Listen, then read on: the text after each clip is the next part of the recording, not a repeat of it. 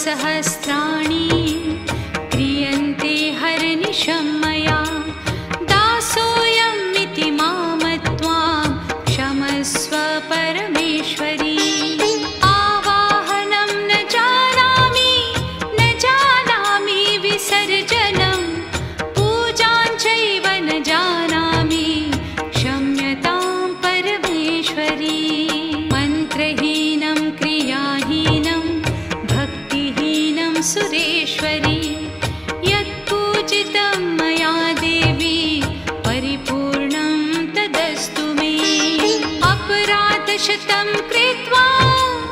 जगदम्बेति चोच्चरे यां गतिं समवाप्नोति न तां ब्रह्मादयः सुराः तापराधोऽस्मि शरणं प्राप्तस्त्वां जगदम्बिके इदानीमनुकम्प्योऽहं यथेच्छसि तथा कुरु अज्ञानाद् विस्मृतेर्भ्रान्त्या यन्न्यूनम् अधिकं कृतं